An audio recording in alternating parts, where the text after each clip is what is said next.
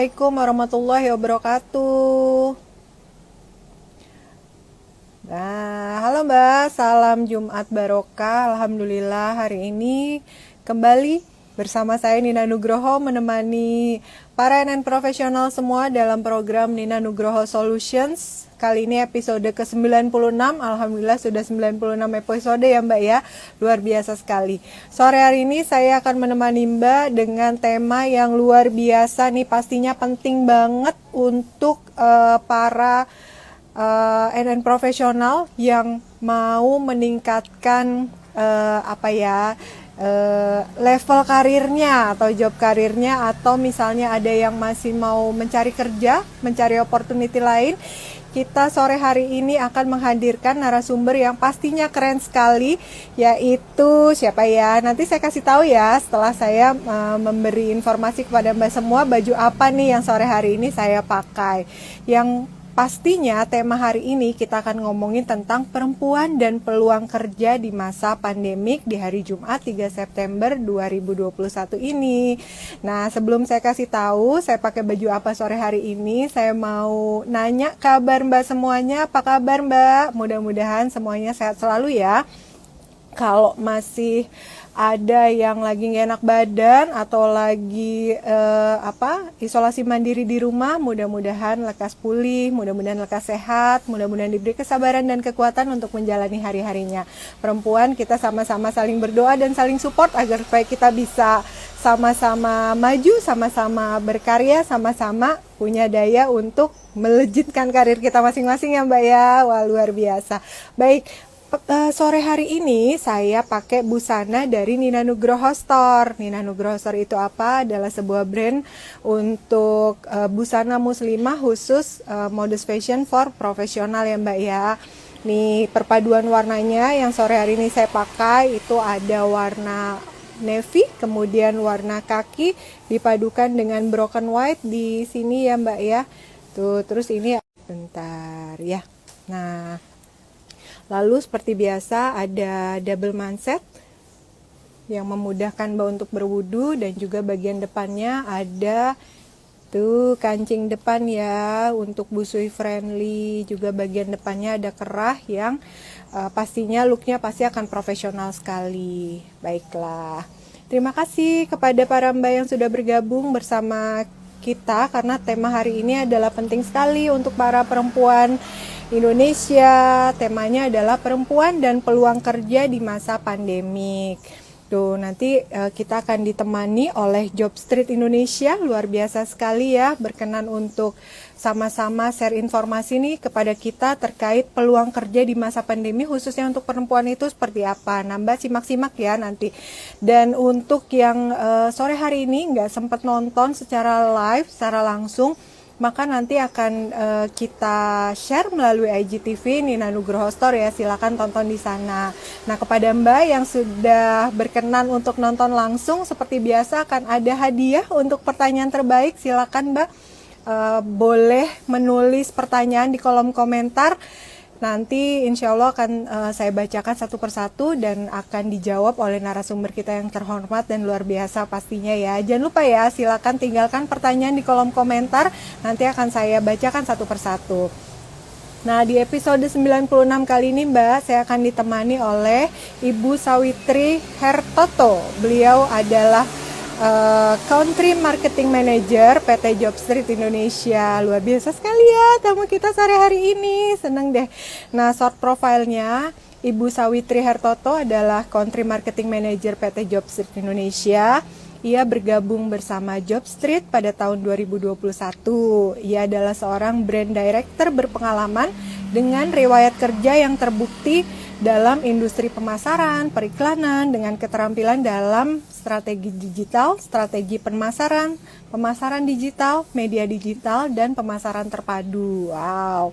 Sebelum bergabung dengan Job Street, Ibu Sawitri ini telah menjabat sebagai posisi senior, di posisi senior nih Mbak semuanya, seperti Business Director di Grace, Shopper and Retail Director di Leo Burnett Indonesia, Group Brand Director di Mikan, and VP of Marketing di Lazada Indonesia. Wah, keren sekali ya narasumber kita. Jangan lupa karena kita ini penting banget nih informasi yang akan di-share sore hari ini. Silakan Mbak, kalau misalnya ada yang mau bertanya seputar temanya sore hari ini adalah perempuan dan peluang kerja di masa pandemi. Silakan bertanya-tanya seputar tema ya, nanti akan dijawab oleh Ibu Sawitri Hertoto. Lah, kapan lagi kita akan menjawab, kapan lagi pertanyaan kita akan dijawab oleh orang yang luar biasa seperti beliau nih dari Jobstreet Indonesia. Yuk kita sama-sama coba undang beliaunya ya untuk hadir bersama kita sore hari ini. Oke.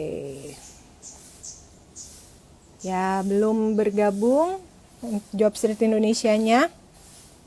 Nah, Mbak, seperti kita sama-sama ketahui di masa pandemik ini kan pastinya banyak sekali sebagian dari kita ya kehilangan pekerjaan atau bahkan juga dirumahkan atau bahkan juga harus beralih profesi karena profesi yang lama sudah biasanya kan ada pembagian pekerjaan sehingga ada pengurangan gaji, ada juga berbagai macam penyesuaian ya terkait kondisi pandemik ini. Maka dari itu penting sekali kepada Mbak semua untuk mendengarkan nih live Instagram kita sore hari ini karena sebenarnya Mbak, peluang yang ada di depan mata kita itu banyak sekali dan terbuka lebar dan hanya saja selama ini kita belum familiar ya terhadap peluang-peluang yang mungkin datang dan masuk dari berbagai bidang ilmu atau dari berbagai perusahaan atau dari berbagai negara. Nah, saya tugasnya di sini adalah memberikan solusi nih kepada Mbak semuanya yang sedang mencari peluang kerja di masa pandemik ini, terutama untuk perempuan. Maka dari itu kami menghadirkan Jobstreet Indonesia di tengah Anda semuanya ya Mbak. Baik, kita coba lagi untuk mengundang Jobstreet Indonesia.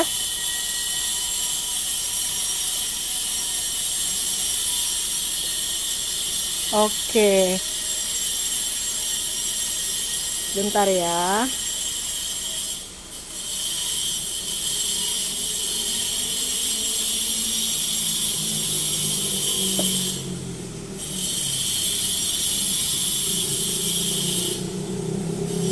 Ya, kita akan pakai personal account dari Ibu Sawitri Hertoto. Sudah saya invite ya beliaunya, silakan. Jangan lupa ya Mbak, apabila ada pertanyaan seputar tema, silakan tinggalkan di kolom komentar karena nanti satu persatu akan saya bacakan pertanyaan dari Mbak semuanya kepada Ibu Sawitri Hertoto. Ibu Sawitri ini sosok yang luar biasa sekali. Beliau adalah Country Marketing Manager PT Jobstreet Indonesia yang pastinya punya kapasitas yang luar biasa untuk menjawab berbagai macam pertanyaan terkait perempuan dan peluang kerja di masa pandemik nih Mbak. Oke, nah beliau belum bergabung bersama kita. Sebelumnya saya mau menyampaikan nih Mbak, Nina Nugroho akan mengadakan program charity yang akan mulai diadakan dari tanggal 6 September. Kalau misalnya Mbak udah lihat-lihat intip-intip di IG story-nya Nina Nugroho Store, itu sudah banyak sekali busana-busana dari Nina Nugroho yang masuk ke program charity-nya Nina Nugroho Store. Akan dimulai kapan? Program charity tersebut akan dimulai tanggal 6 September. Caranya bagaimana? Caranya silakan masuk ke akunnya IG Nina Nugroho Store, kemudian di sana ada link yang bisa diklik untuk berkomunikasi dengan para sales advisor kami. Kemudian Mbak bisa meminta e-katalog dari Nina Nugroho for Charity, produk-produk busana Nina Nugroho yang masuk program charity. Kemudian nanti akan dikirimkan katalognya, e-katalognya, lalu Mbak memilih, lalu nanti silakan mau yang mana gitu ya. Pastinya luar biasa sekali. Kemana kita akan bercharity kali ini? Kita akan bercharity ke sebuah pesantren penghafal Quran. Nanti setiap dana yang masuk dari produk charity-nya Nina Nugroho akan dibiayai ke sana. Seperti itu. Baik, kita coba untuk invite kembali beliaunya.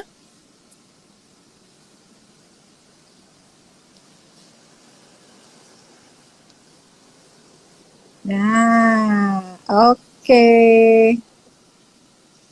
Assalamualaikum, waalaikumsalam.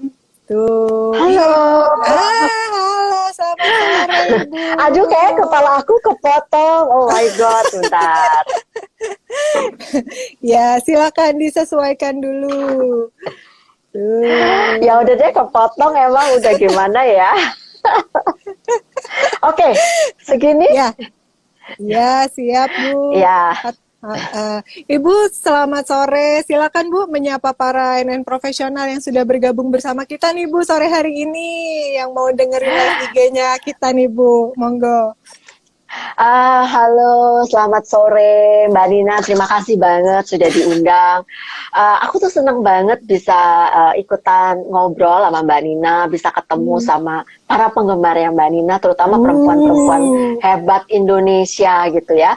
Karena kita tuh perlu saling membantu, saling support seperti yang tadi Mbak Nina bilang, saling berbagi demi kemajuan kita bersama. Karena kalau perempuan itu maju, itu keluarganya ikut maju, Indonesia ikut maju gitu. Jadi kita lihat Wah, luar biasa panjangnya. sekali. Betul Ibu, perempuan itu kunci sukses katanya ya dari sebuah keluarga, Ya, sebuah negara. Baik, Ibu Nina yang terima kasih karena Ibu sudah berkenan untuk nemenin ngobrol santai sore hari ini. Kita ngobrol-ngobrol tentang perempuan dan peluang kerja di masa pandemi. Makasih banyak di tengah kesibukannya Ibu masih berkenan untuk ngobrol bersama kita semua nih Bu. my pleasure Mbak. Luar biasa. Baik, Ibu ceritain sedikit dong tentang Job Street Indonesia itu apa sih dan sebenarnya fungsinya ini kira-kira apa gitu Job Street Indonesia? Monggo Bu. Oke, Jobdesk Indonesia itu sebetulnya platform ya, kayak kalau e-commerce tuh marketplace yang mempertemukan antara penjual dengan pembeli. Ini sama nih.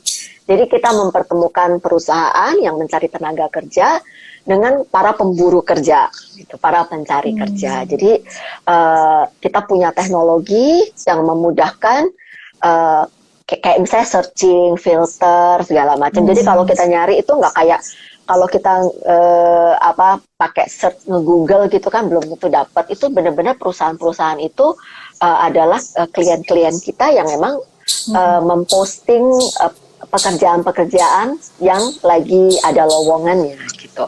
Jadi itu kurang lebih gitulah gampangnya. Gampangnya. Ya. Iya, emang luar biasa sekali. Berarti sebenarnya bagi pencari kerja dan para penyedia kerja itu sebenarnya udah ada platformnya para NN profesional semua.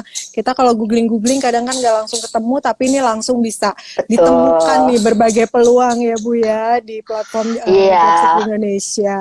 Ih keren banget, baik. Tuh kan Mbak, menarik sekali ya. Nanti kalau misalnya ada yang mau ditanyakan jangan lupa isi pertanyaannya di kolom komentar, akan saya tanyakan kepada Ibu. Apa nih Nina enaknya manggilnya nih? Ibu Pipi?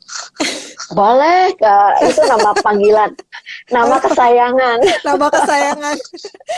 Iya, karena di sini udah banyak yang mulai halo-halo nih, halo Mbak Pipi, katanya halo Ibu Pipi, gitu. Waduh, ada Astrid, itu mantan kolik. Oh, luar biasa. Baik, iya. Ibu, sebenarnya gimana sih gambaran besar situasi dunia kerja di saat pandemik sekarang ini, Bu, menurut pandangan Ibu? Oke, yang pasti nih mulai dari yang kasat mata dulu yang gampang ya. Itu kita udah 1,5 tahun loh, nggak berasa ya. Dari bulan Maret 2020, banyak sekali perusahaan-perusahaan yang dipaksa untuk tidak membuka usahanya di kantor. Jadi karyawannya dipaksa kerja dari rumah, tuh kan. Dan tentunya itu mengubah satu cara kerja aja. Jadi orang tuh udah jadi terpaksa terbiasa online. Yang tadinya harus ngumpul, meeting, ketemu, kita bisa online aja gitu, nggak usah pergi ke kantor gitu kan. Dan tentunya setelah udah berjalan berkepanjangan, itu juga mengubah situasi kerja karena orang-orang nanti berharap kalau misalnya situasi sudah normal, dia tuh pengen bisa memilih ada kombinasi antara kerja dari rumah dan kerja dari kantor. Jadi itu ada perubahan yang cukup signifikan gitu. Yang kedua adalah ada peluang-peluang baru nih. Memang saya sedih, banyak sekali perusahaan yang terpaksa tutup atau mati suri sementara ini karena memang nggak ada demand-nya, tapi ada peluang baru. Contohnya adalah misalnya e-commerce. E-commerce itu pertumbuhannya luar biasa, 65% kalau nggak salah. Dan dalam e-commerce itu karena pertumbuhannya besar, kebutuhan akan karyawan juga besar. Tapi nggak cuma di e-commerce-nya sendiri. Jadi ini banyak sekali pengusaha-pengusaha kecil yang sangat terbantu karena jadinya pemasarannya bisa lebih luas lagi melalui platform e-commerce. Dan terbuka peluang pekerjaan di situ karena pengusaha-pengusaha tersebut butuh talent atau orang-orang yang bisa mengelola tokonya di e-commerce gitu kan. Dan ada tiba-tiba berubah lah, harus ngepak, harus apa segala macam itu berubah. Sales dan marketing serta logistiknya berubah. Perusahaan jasa antarnya itu kan ya karena e-commerce yang berkembang, banyak yang antar barang. Tapi jangan juga nggak cuma itu, bisnis food and beverages juga berubah jadinya karena makan di tempat udah dibatasin, jadi akhirnya orang banyak kirim. Jadi banyak sekali peluang mungkin di beberapa sektor yang sifatnya berkaitan dengan teknologi ya. Gitu. Kemudian terjadi percepatan otomasi pekerjaan, Mbak. Jadi kalau di otomasi pekerjaan tuh paling gampangnya tuh adalah udah terjadi udah lama ya. Contohnya tol gitu ya. Kalau di tol itu kan apa namanya otomasinya tadinya kalau kita bayar tol ada gadis tol gitu kan di pintu tol. Sekarang jadi pakai e-tol aja gitu.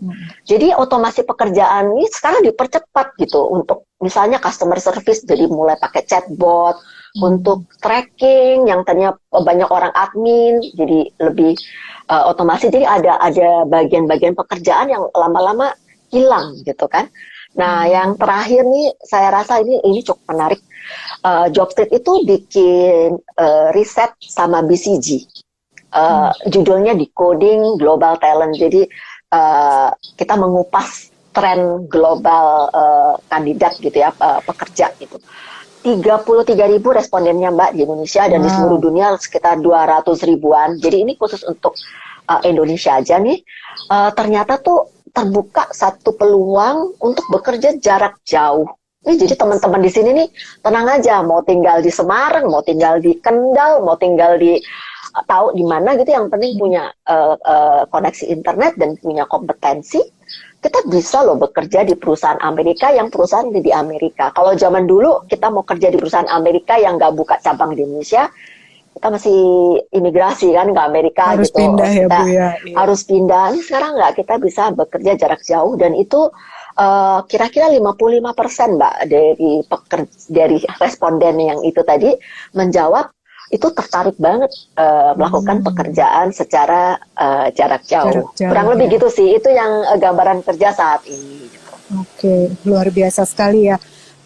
Memang betul Bu, banyak sekali yang berubah ya dari kondisi normal ke kondisi new normal ini terkait cara kerja, peluang kerja, percepatan otomasi. Tadi ya Ibu juga bahkan menyampaikan bahwa di satu pintu memang mungkin beberapa sektor tertutup atau mati suri, tapi di sektor-sektor yang lain juga ternyata banyak peluang-peluang baru yang muncul, yang ini masih belum masuk ke radar para perempuan Indonesia mungkin Ibu ya, karena berbagai hal gitu kan. Jadi sebenarnya itu bisa menjawab tantangan para perempuan Indonesia agar supaya bisa terus berkarya. Jadi platformnya tuh sebenarnya banyak ya Bu ya.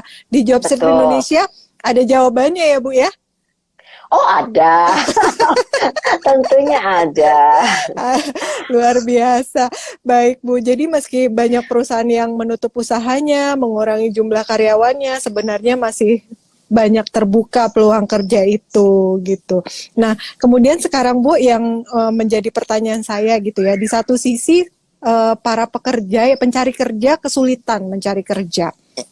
Tapi di sisi lain, para penyedia pekerjaan gitu kan, itu sulit mencari sumber daya manusia yang mau bekerja dengan para penyedia kerja. Itu sebenarnya missing linknya di mana sih Bu? Saya ya Bu, terutama contohnya gitu ya. Saya tuh nyari beberapa bidang kerja gitu ya yang bisa bergabung di Nina Nugroho gitu. Tapi itu ya Bu, kok susah banget nyarinya gitu. Dibuka berbagai kesempatan, masuk email juga cuma sedikit yang masuknya, DM juga ada gitu. Tapi kok orang-orangnya udah mulai nyebrang-nyebrang sektor gitu. Akhirnya kan kita butuh yang spesifik ya Bu ya. Itu gimana sih Bu? Boleh tolong diceritain sedikit Bu? Oke. Jadi sebetulnya gini ya, memang ini satu kesulitan bagi semua pengusaha gitu ya dan perusahaan. Padahal kalau dilihat ya, banyak yang tutup, tapi sebetulnya kalau di Jobstreet sendiri, di platform Jobstreet sendiri itu kira-kira tiap bulan itu ada peningkatan 30% loh bukaan lowongan gitu ya. Wow. Jadi sebetulnya kan memang ya itu tadi missing linknya di mana? Pertanyaannya itu kan. Jadi sebetulnya gini nih, kalau dilihat nih ada orang-orang yang tiba-tiba kehilangan pekerjaan atau nggak dapat pekerjaan gitu. Jumlah pelamarnya itu meningkat sih Bu. Jadi kalau dilihat tuh satu pekerjaan itu lamarannya itu yang masuk meningkat 89% kalau berdasarkan data kita gitu. Dan kita ngebayang ya bagaimana sulitnya HR. Si HR itu untuk memilah, ngeliatin CV banyak kan ratusan Bu, nggak cuman 5 apa 10 ratusan gitu. Itu kesulitan pertama. Jadi nanti itu mungkin udah pusing kepala ya, udah pusing gitu kan, udah baru filternya udah pusing gitu. Kemudian juga di sini satu hal yang mungkin belum dimanfaatin yaitu teknologi. Karena teknologi itu sebetulnya menutup gap antara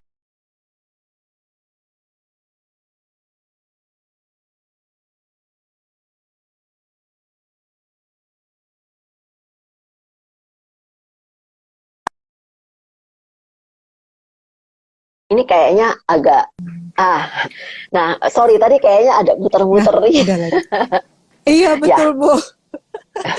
Iya, jadi tuh kalau kita pakai teknologi, kayak misalnya Jobstreet gitu, kita punya teknologi kan, di mana si perusahaan kalau masuk dalam platform Jobstreet itu banyak fasilitas. Jadi misalnya dia bisa talent search, dia nggak usah nunggu pekerja melamar, ada filter-filternya. Bahkan kita bisa filter berdasarkan experience-nya, berdasarkan skill set-nya, ada banyak filter gitu ya.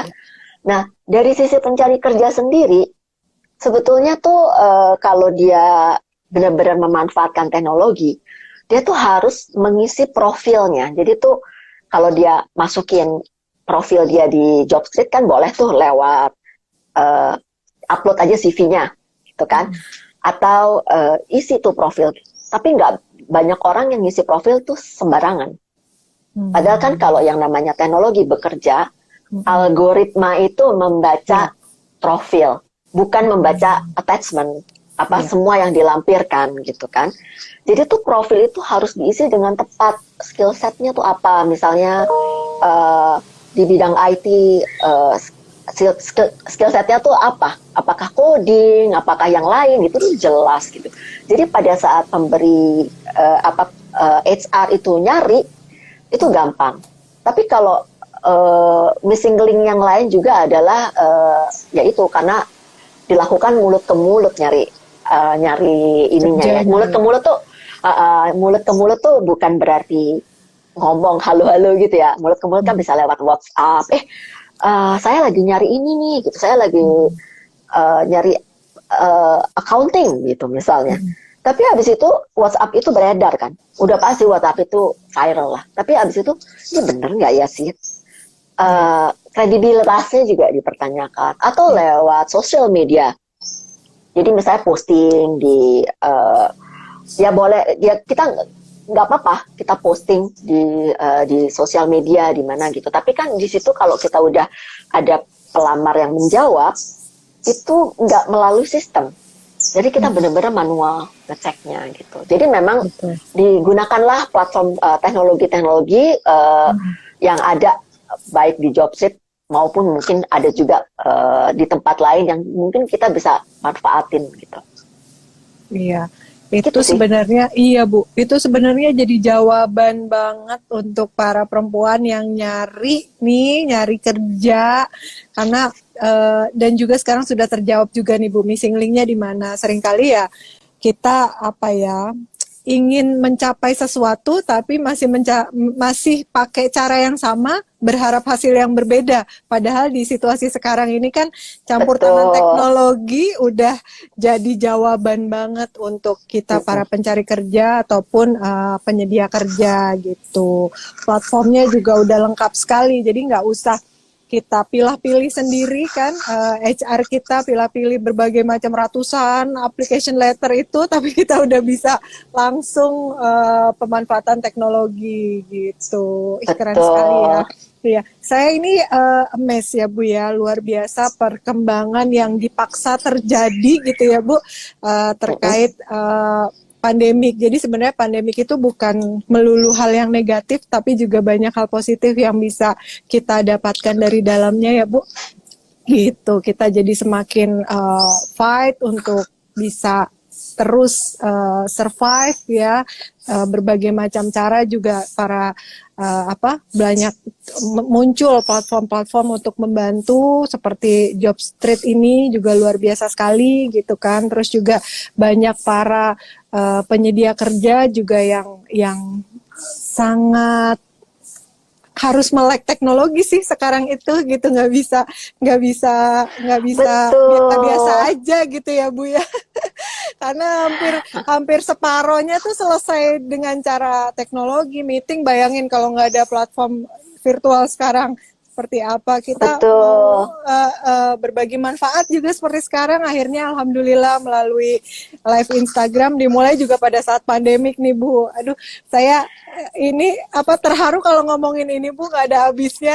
Jadi panjang saya ngomongnya. Iya, nggak apa-apa. Tapi saya rasa memang penting sekali kita berbagi ilmu. Jadi salah satu hal yang berubah di masa pandemi itu adalah banyak orang yang tiba-tiba ingin berbagi ilmu.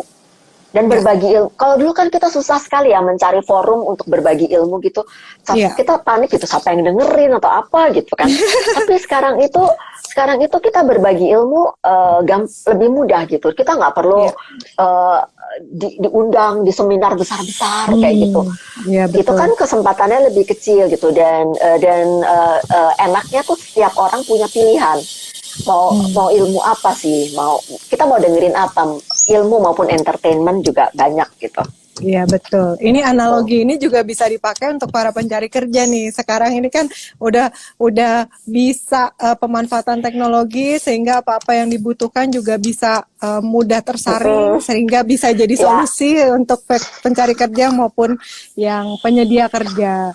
Nah, kira-kira nih Bu, untuk para pencari kerja agar supaya kita tuh bisa segera dilirik oleh para penyedia kerja kalau misalnya mau apply melalui Jobstreet Indonesia gitu, apa sih yang harus dilakukan oleh kita selain tadi kan Ibu memberikan saran untuk pada saat mengisi profil itu ya harus yang jelas karena algoritmanya itu kan nanti membaca bukan attachment-nya tapi profil yang diisi. Kemudian apalagi nih Bu agar supaya algoritmanya itu lebih langsung nih menghubungkan antara si penyedia dan pencari kerjanya gitu Bu. Ya sebetulnya kalau buat teman-teman yang mengerti keywords gitu kayak kita nyari search di Google gitu kan. Jadi sebetulnya keyword itu yang harus dimasukin di dalam profil. Jadi itu menunjukkan kompetensi. Tapi itu cuma bagian kecil dari ya, Bu, ya. Bagian kecil dari yang harus dilakukan. Perjalanan untuk mencari kerja gitu. Jadi itu kita kan dari riset kita juga itu mereka tuh 44% tuh mulai merasa terancam nih dengan adanya otomatisasi gitu ya, otomatisasi yang terjadi gitu kan. Dan ternyata 70% dari mereka tuh benar-benar berusaha melatih lagi diri mereka untuk mendapatkan skill yang baru, keahlian yang baru, sehingga kalau dia mau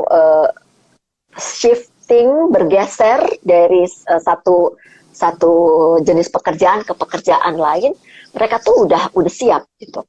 Karena kan sekarang kan mencari kerja, kalau misalnya kita sekarang jadi admin gitu, kita pengen lah untuk memperluas, meningkatkan karir kita. Mungkin kita ingin rotasi ke pekerjaan kita. Aku mau jadi di sales aku mau jadi di marketing gitu kan. Tentunya agak susah ya kalau mau pekerjaan-pekerjaan yang very very high skill, kayak aku mau jadi dokter pasti nggak bisa ya.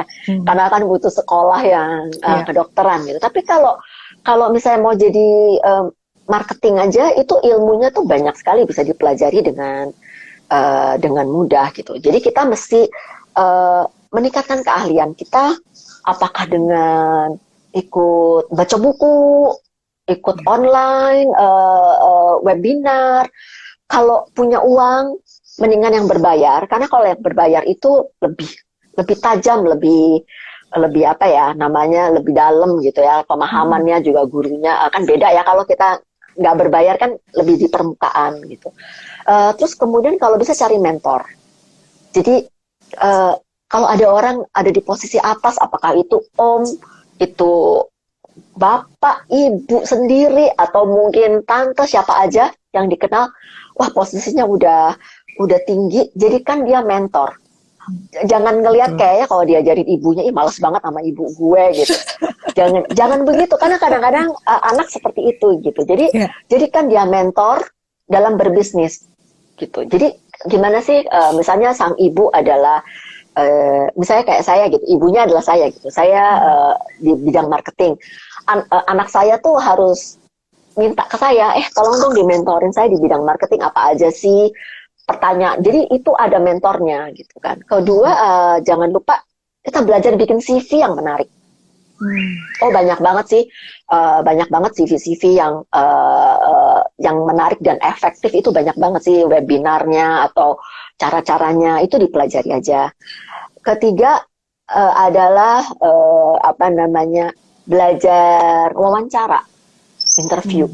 Jadi mungkin kalau teman-teman di sini mungkin posisinya udah biasa interview ya, tapi kalau buat yang masih baru-baru, itu tuh interview tuh perlu dipelajari bagaimana sikap tubuh kita, bagaimana kita bertutur, gitulah. Kalau kita punya keahlian, kita berlatih, lama-lama biasa. Jadi jangan malu untuk jual diri, tapi juga jangan terlalu agresif gitu waktu jual diri sampai kita nggak percaya, masa sih gitu kan. Jadi itu perlu dipelajari dan dilatih.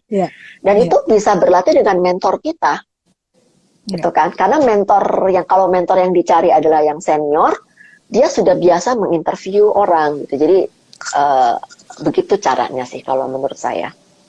Ya, baik. Ini luar biasa sekali, banyak sekali tadi ya tips-tips sebenarnya udah masuk nih Bu ya ke bagaimana sih caranya agar supaya kita bisa dipilih oleh para penyedia kerja. Banyak sekali tadi yang Ibu sudah sampaikan, meningkatkan keahlian melalui webinar, kemudian juga cari mentor, bikin CV yang baik, latihan interview. Nah, untuk yang belum sempat bergabung dari awal, karena tadi udah banyak sekali ya yang disampaikan oleh Bu Pipi nih terkait gimana sih caranya agar kita bisa mencari peluang kerja di masa pandemik, bisa tonton di IGTV-nya Nina Nugroho setelah acara ini berakhir. Ibu izin mulai membacakan pertanyaan dari para profesional ya Ibu. Iya, ini pertanyaan pertama. Sebentar. Ini dari Sima 100677. Ibu izin bertanya. Oke, sebentar. Nah, dari Zaha, Bu, Zaha 432, di masa pandemik banyak ibu rumah tangga yang menjadi lebih produktif. Bagaimana tipsnya agar usaha yang dibuat tetap berjalan lebih maju dan punya peluang lebih tinggi, katanya Bu. Terima kasih. Oke. Pertama saya belum pernah jadi pengusaha ya, jadi aku kayaknya dari sisi profesional yang bekerja di perusahaan ya. Saya dulu pernah jadi pengusaha, cuman 1 tahun gitu, tapi mungkin memang saya bukan pengusaha, gitu. Jadi memang gitu. Jadi menurut saya ya, kalau jadi pengusaha, satu adalah gimana kita sales dan marketing kita itu dilakukan, gitu kan. Nah, sales dan marketing itu kalau tergantung produknya apa. Kalau produknya misalnya produk-produk yang bisa dikirim, kita bisa bergabung dengan e-commerce. Jadi perluas pasar kita, jangan cuma di tetangga-tetangga kita. Kalau di e-commerce itu yang ngelihat itu jutaan orang loh, yang masuk ke dalam platform e-commerce itu setiap hari jutaan orang. Dan nanti di e-commerce gitu, kalau udah kita buka toko, nanti dari e-commerce sendiri akan punya tim yang melakukan pelatihan-pelatihan supaya tokonya itu dilihat orang. Karena kan kalau kita masuk ke e-commerce banyak banget tokonya kan, puluhan ribu toko, ratusan ribu toko gitu. Gimana cara supaya dilihat? Itu. Terus kedua adalah mencari tenaga kerja yang pas. Kalau cari tenaga kerja itu jangan bisik-bisik ke teman, punya kenalan nggak? Punya kenalan nggak? Karena jadinya tenaga kerja yang datang itu mungkin 5 orang, yang ngelamar cuma 5 orang. Nah, kalau 5 orang, kalau bagus semua, lulusan, saya ngarang ya, lulusan Harvard semua gitu, wah keren banget gitu kan. Tapi kalau yang datang 5 orang itu kualitasnya nggak sesuai dengan yang diharapkan kan susah. Jadi gunakanlah platform-platform seperti Jobstreet, seperti itu. By the way, ini untuk pengusaha yang belum pernah pasang iklan di Jobstreet, ada iklan gratis, boleh posting iklan gratis. Betul. Nanti tinggal hubungin saya, nanti saya sampaikan ke salesnya di Jobstreet. Jadi itu bisa dilakukan. Nah, cari tenaga kerja itu juga harus yang pas, harus benar-benar ngerti jelas ininya. Karena saya tahu kalau baru mulai usaha kan, 1 orang kerjain banyak hal ya nggak sih? Namanya juga baru mulai usaha gitu. Kecuali modalnya udah cukup gitu. Itu sih kalau menurut saya. Jadi antara sales marketing, tenaga kerja, dan tentunya kalau dari sisi keuangan jangan dicampur antara uang bisnis dan uang rumah tangga.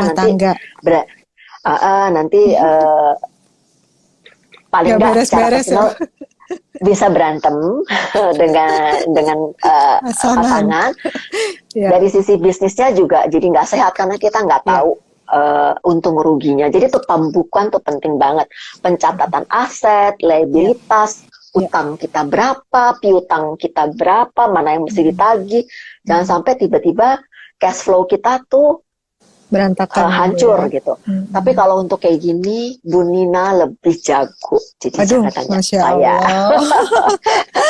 Aku udah pengalaman ya, jadi pengusaha.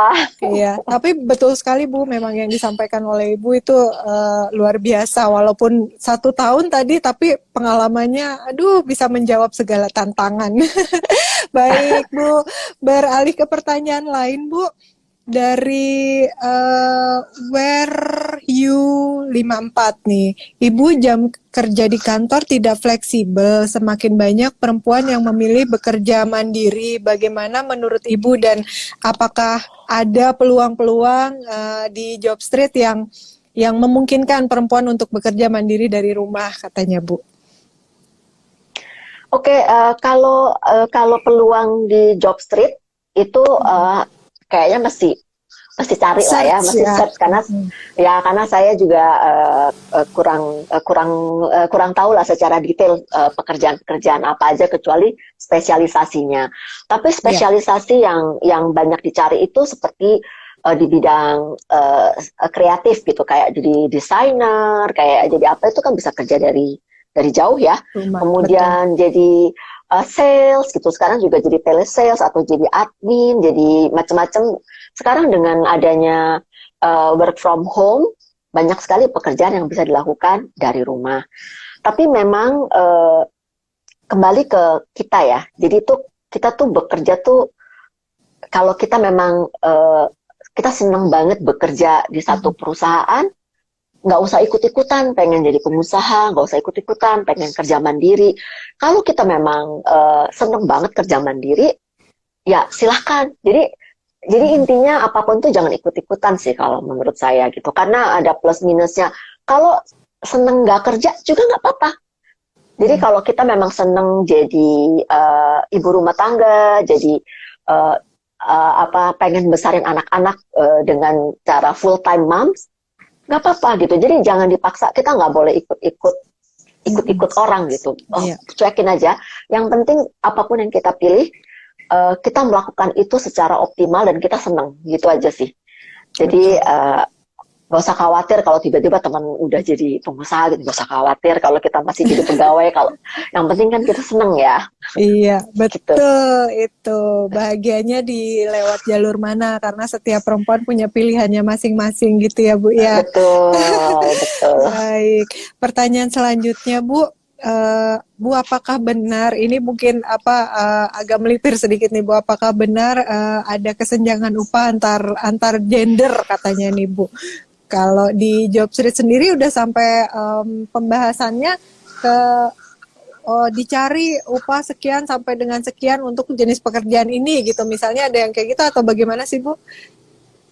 Oke, kalau masalah ini namanya fair hiring practice ya.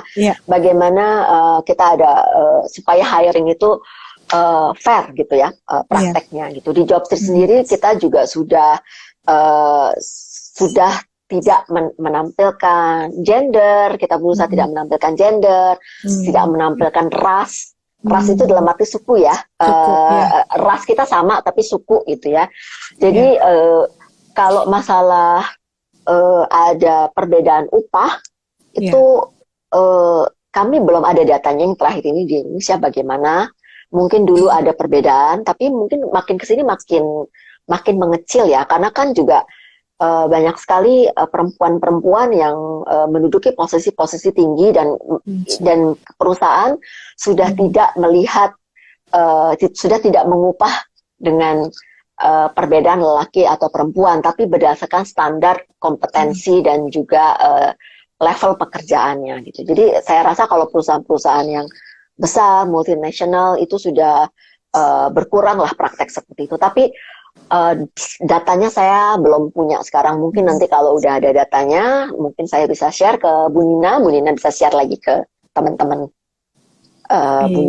followernya Bu Nina di sini. Baik, iya. Ibu cerita sedikit dong yang tadi di Coding Global Talent tadi Bu, yang terbuka peluang jarak jauh untuk pekerjaan sebanyak 55% yang tertarik ini Bu. Boleh ceritain sedikit nggak?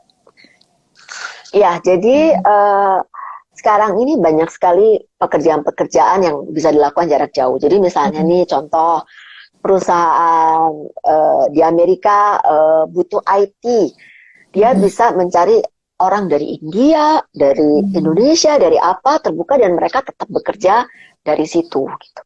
Memang sekarang nih di Jobstreet kita masih Indonesia aja. Tapi Jobstreet itu adalah salah satu perusahaan dari SICK. Jadi SICK itu perusahaan Australia yang nantinya kita akan bentar lagi deh kita akan unifikasinya akan terjadi di dalam platform, sehingga nanti seluruh pekerjaan dari Asia Pasifik dan global itu bisa ada juga di Jobstreet Indonesia gitu. Tapi intinya udah terjadi sekarang. Orang misalnya nyari creator, animator gitu. Bahkan dari Pixar minta animator dari Indonesia kayak gitu. Itu udah banyak banget sih. Cuman memang nggak semua jenis pekerjaan bisa dilakukan secara remote ya, jarak jauh ya gitu. Gitu. Iya. Banyak kalau dicari sih.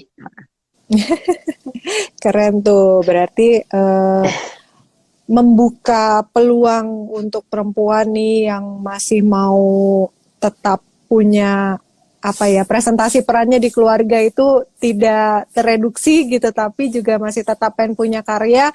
Ini banyak sekali peluangnya ternyata ya Bu ya, gitu. Banyak. Nggak, karena sekarang ya otomatisasi tadi ya Bu ya, terus juga pemanfaatan teknologi tadi, nggak harus kita berpindah tempat, nggak harus kita Ya, pergi ke kantor gitu. Sekarang jenis-jenis pekerjaan baru juga banyak muncul yang itu bisa jadi pilihan untuk para perempuan punya kesempatan untuk bekerja dari rumah juga. Ini ya. jenis pekerjaan seperti itu banyak tersedia di Jobstreet atau memang harus ini Bu, apa harus masih ada yang konvensional, harus bekerja ke tempat, atau itu merupakan apa ya, ya terserah pencari kerjanya aja gitu, mau kayak gimana? Iya, kalau kita ngomongin jarak jauh Indonesia aja, sebetulnya banyak ya. Jadi Banyak, saya betul. jarak jauh dari Semarang mau kerja di perusahaan Jakarta, tapi tetap tinggal di Semarang, itu kan udah banyak sekarang karena ya itu terjadi percepatan sejak pandemi itu kan, perubahan cara bekerja gitu. Nah, kalau misalnya mau kerja di Google, mau kerja di kayak begitu-begitu tuh sekarang udah banyak kerja dari rumah gitu kan. Jadi sebetulnya tinggal pencari kerjanya itu mau nggak begitu. Gitu. Karena kan sekarang nih memang masih dipaksa untuk work from home lah. Kalau kita kapasitas kantor belum bisa 100% gitu kan. Tapi nanti banyak perusahaan-perusahaan yang mulai punya lowongan-lowongan yang memberikan kesempatan untuk bekerja dari jarak jauh gitu. Iya, baik. Terima kasih Bu. Ini ada pertanyaan lagi nih Bu. Gimana tipsnya katanya agar percaya diri ketika melamar pekerjaan, karena terkadang sudah merasa minder, apalagi ngebayangin saingan-saingannya begini begitu dan lain-lain sebagainya katanya Bu. Oke. Kalau itu sebetulnya mindset ya. Jadi ini jadi saya ngomongin yang lain. Apa yang kita pikirkan itu menarik kita. Jadi kalau misalnya kayak ibaratnya gini, takutnya punya anak ya, serem gitu. Pas punya anak di jalan biasa aja, emang nggak gampang tapi biasa aja gitu kan. Jadi kalau otak kita udah dipenuhi ketakutan, itu tuh kita stres. Jadi malah kita nggak bisa perform. Jadi pertama jangan minder dulu, ngelamar aja, perbaiki CV-nya, perbaiki keahliannya, banyak baca buku gitu. Itu baru ngelamar loh, itu belum dipanggil interview. Jadi baru ngelamar aja, belum tatap muka, jangan minder. Pokoknya saya percaya bahwa apapun yang ada di pikiran kita, kalau kita meminta dengan sungguh-sungguh, kita meminta dengan sungguh-sungguh, itu pasti semesta mendukung. Jadi semesta kita akan mendukung lah gitu. Kita bisa minta ke Gusti Allah gitu kan. Kita juga mindset kita juga begitu positif. Jadi tuh energi tuh harus positif terus. Kalau energi yang dimasukkan kita negatif, pada saat kita interview kelihatan. Kan kalau aku lihat Mbak Nina tuh energinya tuh asik gitu loh, positif gitu kan, seneng gitu loh, penuh semangat gitu kan. Jadinya jadi kan si followernya juga seneng gitu, sama kayak gitu kurang lebih lah. Betul. Sama ini, jangan berteman dengan teman-teman yang bikin kita tuh down. Jadi kadang-kadang itu juga menjadi salah satu faktor gitu. Kayak misalnya, mana bisa kamu kerjain kayak gini, mana bisa gitu. Jangan, ya udah tinggalin aja sementara teman itu gitu. Kita berteman dengan teman-teman yang kamu pasti bisa. Jadi kita cari teman yang energinya positif dan mendorong kita untuk maju. Ya, karena lingkungan kita membentuk kita gitu. Betul, itu kayak yang kita obrolin tadi ya Bu ya, luar biasa banyak sekali sebenarnya yang menjerat kita gitu ya, atau jadi kalau bahasa dulu saya ikut-ikut pelatihan tuh jadi rantai gajahnya kita lah Bu, kira-kira gitu kan, Wah, apa tuh pembatas-pembatas rantai gajah? Oh, gitu yang berlatin gitu ya. pembatas-pembatas Ya, pembatas-pembatas yang apa ada di lingkungan kita, bahkan juga mungkin ada di diri kita sendiri yang itu sebenarnya membawa kita kepada pilihan kita tuh mau sukses atau mau enggak sih, kita tuh mau ambil jalan yang mana, terutama pas waktu ngelamar kerja itu juga kan bisa jadi tadi ya Bu, aura positif, keyakinan kita akan diri kita. Sebenarnya kalau hal-hal yang dipelajari yang lain-lain itu yang nomor satu adalah keyakinan diri kita sendiri bahwa kita bisa, itu sih ya Bu kayaknya yang mendorong untuk iya kita bisa iya, gitu, seperti itu. ya sama Pertemanan mungkin juga. ini betul pertemanan sama mungkin ini ya. Waktu kita tuh sering habis loh, cuman buat scrolling TikTok, scrolling Instagram, scrolling apa gitu. Kenapa? Coba dihitung deh waktunya. Dihitung waktu kita untuk nonton sinetron, waktu kita nonton yang aneh-aneh itu. Coba mungkin ambillah 50% waktu itu untuk mempelajari hal yang baru, baca-baca hal yang baru. Itu ternyata luar biasa loh. Ya, betul. Lumayan kita tuh bisa banyak sekali hal-hal yang Positif ya Bu ya. positif. Iya, baik. Lalu Bu, pertanyaan selanjutnya, kira-kira untuk sekarang ini yang banyak dibutuhkan jenis pekerjaan apa sih Bu? Kalau dari Japsri sendiri gitu ya. Aku nyontek ya, bentar ya. Aku nyontek di catatan aku, nggak hafal itu. Oke, jadi ini, iya, jadi kita tuh sebetulnya kita spesialisasinya banyak banget. Tapi ini nih yang lumayan lagi banyak. Satu itu aku matanya ada di situ ya. Digital marketing, jadi kayak social media spesialis, yang SEO spesialis, content creator gitu. Jadi kalau SEO kan search engine optimization itu banyak banget teman-teman, banyak banget tuh di online tuh apa sih SEO, gimana sih digital marketing, banyak banget di online, pelajarin aja. Jadi jangan kita kita main Facebook, kita main Instagram, tapi kita nggak tahu tuh di belakangnya gimana caranya gitu kan.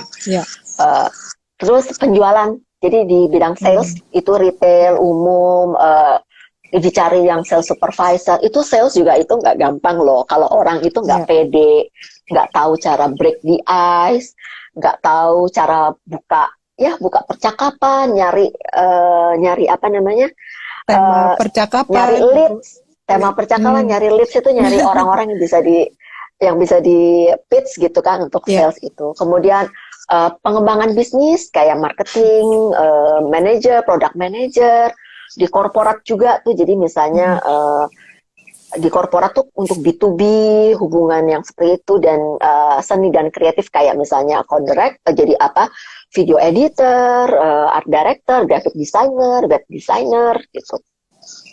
Jadi banyak yang ke situ, dan tentunya IT. Kalau di sini ada yang emang jago IT itu sekarang banyak banget yang nyari, karena banyak sekali product development membutuhkan kemampuan IT. Jadi kalau yang masih mau belajar IT bisa loh, kita bisa belajar coding, kita bisa belajar yang lain-lain, belajar dari sekarang gitu. Dan tentunya tenaga kesehatan lagi banyak, tapi kan ya itu kebetulan situasinya pandemi ya. Iya, ini saya nulisnya Bu, buat catatannya sampai nggak sempet tuh, saking panjangnya list tadi yang dibacakan oleh Ibu. Aku kebanyakan ya. Nggak apa-apa, berarti kan peluangnya itu banyak supaya nanti bisa di capture oleh para profesional semua. Ternyata masih banyak bidang pekerjaan lain yang mungkin yang kalau sebelum-sebelumnya kan konvensional sekali ya Bu, bidang pekerjaan ABC. Nah, sekarang nih banyak istilah-istilah yang mungkin baru di baru digaungkan gitu, yang mau nggak mau kita harus ngerti kayak tadi kan search engine optimizer ini, SEO itu kan udah mulai banyak banget di pelajaran tentang itu ya Bu ya. Kemudian juga web designer di bidang IT, kemudian video editor itu juga kan ada yang familiar, ada yang nggak familiar gitu. Itu banyak sekali ternyata peluang-peluang yang bisa diambil nih oleh para perempuan. Ya. Yang khusus untuk perempuan, ada ide nggak Bu kira-kira apa gitu yang sekarang yang lagi hype banget nih Bu? Nah, tadi katanya menanyakan gender equality, kesetaraan gender. Nggak ada khusus perempuan. Perempuan bisa mengerjakan semua kerjaan laki-laki, bahkan ngangkat karung pun bisa kalau memang dia kuat banget ya. Nah, itu. Tapi kalau pekerjaan yang menggunakan otak kita, ya, apa yang bisa dikerjakan laki-laki bisa dikerjakan oleh perempuan. Memang kalau pekerjaan yang mengandalkan fisik, bisa kita bilang memang fisik kita nggak sekuat laki-laki. Makanya kenapa kok jadi chef itu kebanyakan laki-laki, karena itu berdirinya dari pagi sampai malam loh. Itu nggak main-main gitu. Makanya kalau lihat di dapur itu kan kebanyakan laki-laki. Bukan perempuan nggak bisa masak gitu, tapi memang secara fisik tuh pekerjaannya butuh fisik yang sangat kuat gitu kan. Tapi kalau pekerjaan-pekerjaan yang lain sih bisa. Nggak ada untuk khusus perempuan sih menurut saya. Iya, itu ya tadi ya. Karena banyak juga Bu pertanyaan seputar gender, seputar segala macam gitu kan yang kaitannya ke sana. Jadi pada intinya kalau saya pribadi dan Ibu Pipi nih sepakat bahwa segala jenis pekerjaan itu bisa dilakukan baik oleh perempuan maupun laki-laki. Tinggal gimana kitanya aja Bu sebagai perempuan, apakah bisa atau tidak. Ibu, pertanyaan terakhir Bu dari NN Profesional nih Bu, katanya ini beliau sih curhat sebenarnya, katanya banyak leader perempuan yang berurusan dengan sektor infrastruktur, katanya infrastruktur. Mereka terkadang terkendala dengan skill advocacy antara atasan dan bawahan. Para narasumber menghadapi masalah ini atau tidak, katanya Bu. Udah beberapa kali ngasih pertanyaan. Maksudnya, saya bacakan deh. Maksudnya infrastruktur tuh apa ya? Sektor infrastruktur tuh apa? Apakah infrastruktur misalnya pembangunan jalan raya, pembangunan listrik, infrastruktur infrastruktur yang apa gitu? Karena kalau yang ke bidang teknis nih Bu, kayaknya Bu, infrastrukturnya nih berurusan dengan sektor infrastruktur, terkendala dengan skill advocacy atasan bawahan. Sedikit aja mungkin Bu, supaya nggak berondong pertanyaan. Kebetulan saya tuh dulu lulusan teknik sipil di UI gitu. Jadi saya sebetulnya saya nggak pernah bekerja di bidang teknik sipil, cuma setahun doang, nggak tahan Ibu di pembangunan gitu. Jadi memang mungkin itu bukan passion saya. Zaman dulu bego aja sih milih-milih. Tapi sebetulnya di infrastruktur saya ngebayang gitu ya. Misalnya nih kita ada pembangunan bendungan atau ada pembangunan Python gitu kan, apa sih PL pembangkit listrik gitu kan. Itu kan sering sekali para wanita itu harus meninggalkan keluarga dan tinggal di tempat yang agak remote, mungkin bukan di kota gitu, agak remote area gitu. Dan kebetulan lingkungannya kebanyakan laki-laki gitu. Jadi memang nggak gampang sih kalau kita kerjanya di infrastruktur, apa di oil and gas. Kalau kita tiba-tiba kita ada di di offshore gitu ya, di rig di tengah laut gitu, karena mayoritas laki-laki. Tapi kembali lagi bagaimana kita bersikap. Bagaimana kita bersikap sebagai profesional. Jadi yang kita kedepankan itu adalah profesionalitas kita, bukan gender kita. Jangan kita minta perlakuan khusus. Jadi kalau kita mau ada kesetaraan, ya kalau kita minta disamain, jangan minta perlakuan khusus gitu. Mungkin perlakuan khusus yang sifatnya memang benar-benar mendasar ya, kayak misalnya jangan godain saya dong, jangan misalnya toilet, masalah kayak gitu boleh lah ya. Tapi kalau perlakuan khusus dalam, maaf ya kan saya perempuan, saya pulang duluan, atau saya itu nggak begitu. Jadi kita juga harus menunjukkan bahwa kita bisa memberikan yang sama dengan laki-laki gitu. Gitu aja sih. Cuman memang saya bisa ngebayangin berat sekali untuk bekerja di infrastruktur untuk perempuan. Iya, betul. Mudah-mudahan terjawab ya Mbak ya. Tadi sudah beberapa kali nih Bu, mohon maaf jadi saya sampaikan. Bu, Nggak ini apa-apa. ada yang masuk lagi nih Bu, katanya pernah baca ada penipuan menggunakan modus melalui undangan wawancara setelah apply di Jobstreet. Mungkin Ibu ada yang mau disampaikan kepada para profesional semua agar ini terhindar gitu Bu? Silakan Bu. Itu sangat disayangkan banget ya.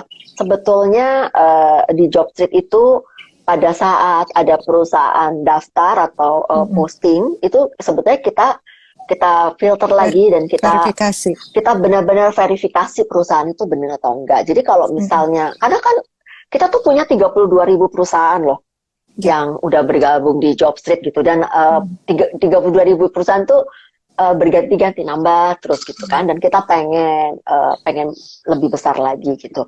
Jadi itu sangat disayangkan. Banyak juga yang terjadi kayak di tempat-tempat lain ada penipuan yang nggak cuma di Jobstreet ya, di e-commerce, di apa gitu. Padahal perusahaan sudah melakukan semaksimal mungkin gitu. Jadi salah satu hal kalau dari para pencari kerja menemui hal tersebut, si wawancara minta uang, wawancara minta yang aneh-aneh, itu langsung laporkan saja ke kami, karena kami jadinya juga jadi sebetulnya gini loh,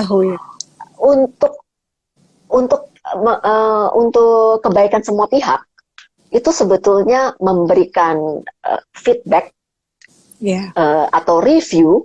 Baik itu positif atau negatif, tapi yang konstruktif ya. Kalau negatif gitu ya, yang konstruktif, jadi bukan negatif, jelek banget itu, nggak gitu ya. Jangan Bu, ada kayak ya. Gini, ya sebaiknya kayak gini, itu tuh sangat membantu loh, karena kan jadinya habis itu, perusahaan ini kita delete gitu kan, kita buang gitu, itu kan berarti membantu orang lain lagi gitu loh. Iya, betul. Jadi jangan sampai kena orang lain, jadi kita berpikirnya jangan berhenti di diri kita sendiri. Kita coba, jangan sampai orang lain terkena seperti kita. Jadi kita harus punya keinginan empati, untuk kepedulian. Ya, kepedulian untuk memperbaiki sekitar kita gitu sih kalau menurut saya. Tapi thank you banget, silakan dilaporkan ya kalau ketemu kayak begitu. Iya, betul. Jadi nggak bisa dari satu pihak saja ya Bu. Maksudnya tidak, kalau Jobstreet sendiri sudah melakukan berbagai macam upaya verifikasi, filterisasi dan segala macam gitu. Jadi mohon kalau misalnya ada yang seperti itu ya diberikan feedback, dilaporkan agar supaya Jobstreet sendiri lebih ini ya Bu, punya feedback lah perusahaan-perusahaan mana aja yang seperti itu. Jadi kan di-delete, tidak masuk lagi, di blacklist mungkin begitu ya Bu ya. Iya. Ya, tapi yang paling penting kita sebagai pencari kerja itu udah pasti kalau perusahaan yang benar dia nggak akan minta uang atau minta apa-apa gitu. Itu zaman itu penipu atau kuno banget gitu. Maka apakah teman-teman mau bekerja di perusahaan yang HRD-nya seperti itu? Kalaupun misalnya itu beneran gitu, apakah mau gitu? Kan nggak mau kan ya? Itu udah menunjukkan ada yang salah gitu. Mungkin saya sedikit menyampaikan Bu point of view dari kita para penyedia kerja masuk untuk mengiklankan perusahaan kita ke Jobstreet juga nggak mudah loh para profesional semua, karena proses filter dan verifikasinya tuh panjang, hati-hati banget loh Jobstreet ini. Aku udah ngobrol-ngobrol, Nina Nugroho sendiri juga kan pernah mau coba tuh ke kemudian kepentok di waktu itu Bu, jadi kita belum ngelanjutin gitu karena waktu itu perlu cepat, tapi banyak sekali. Bisa dibantu loh. Bisa dibantu loh. Nggak, maksudnya gini, kita kan ada jenis-jenisnya. Jadi ini mungkin teman-teman sini juga ada yang pengusaha. Satu, kalau buat yang baru kita bolehlah untuk coba-coba, ada yang gratis gitu kan. Yang kedua, kalau kayak pengusaha kayak Mbak Nina gitu ya, kita ada namanya premium ad. Jadi itu semua dibantuin Mbak. Mulai dari bikinin iklannya, kan nggak semua orang punya desktop ya. Iya. Terutama pengusaha kecil, kalau Mbak Rina mah pasti punya lah ya, terutama pengusaha kecil gitu nggak punya desktop gitu. Sementara kan untuk apa-apa kan harus pakai desktop, Mbak. Betul. Kalau di job street gitu kan. Jadi tuh dengan pakai itu tuh dibantu sampai ngedesain iklannya. Jadi ada gitu. Jadi ada paket-paketnya. Gitu. Nggak mahal kok kalau nggak mahal kok. Iya.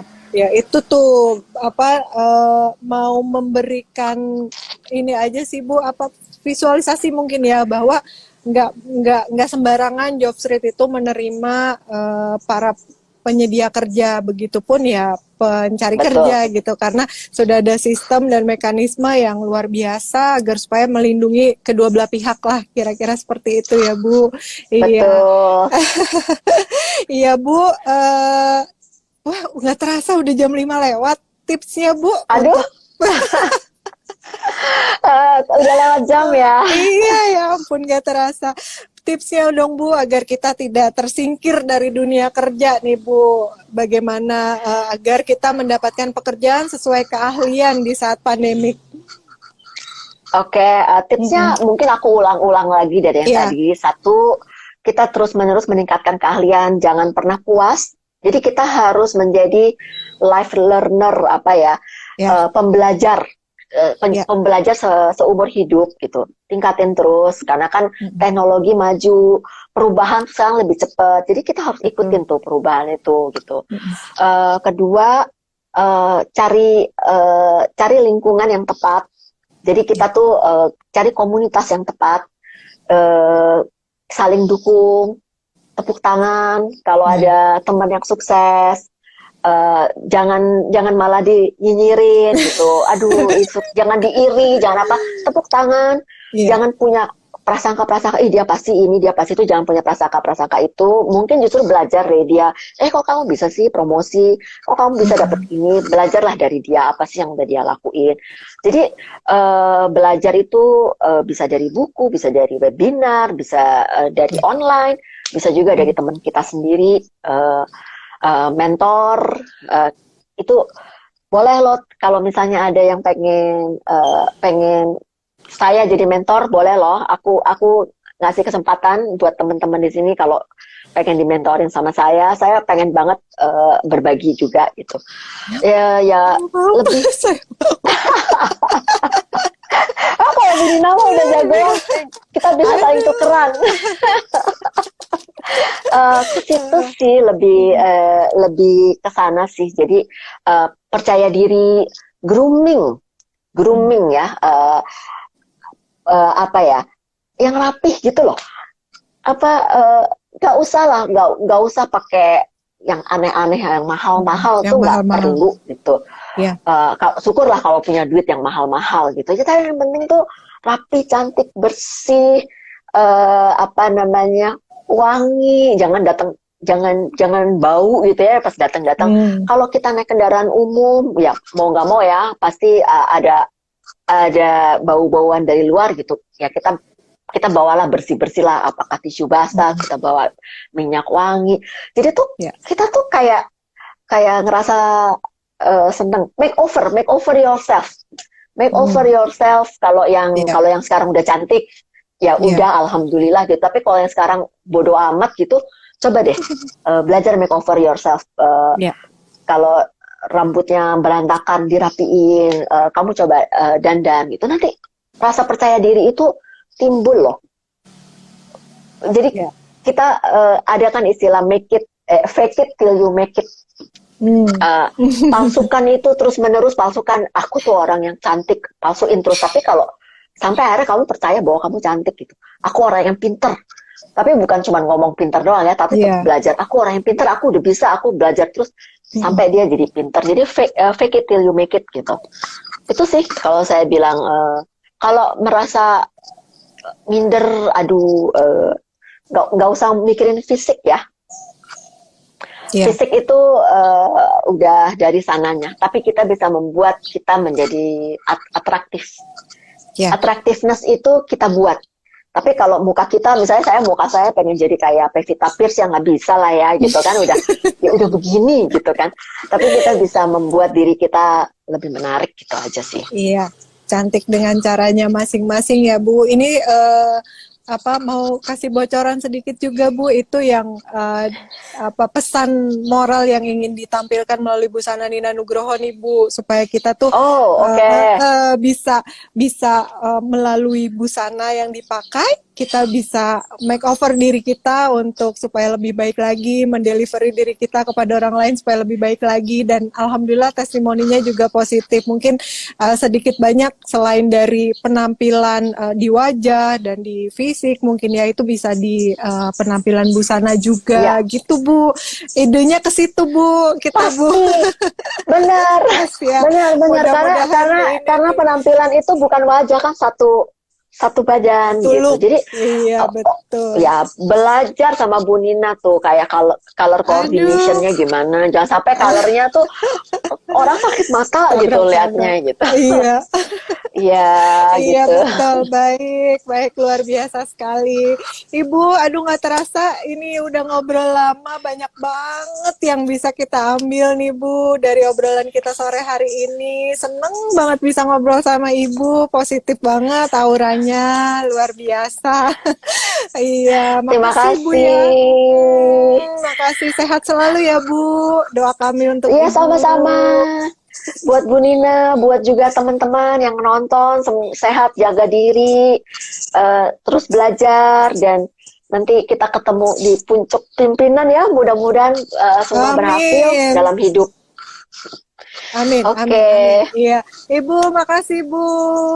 Salam sehat, salam untuk keluarga. Semangat selalu Bu. Semangat. Terima kasih. Sarangi. Oke.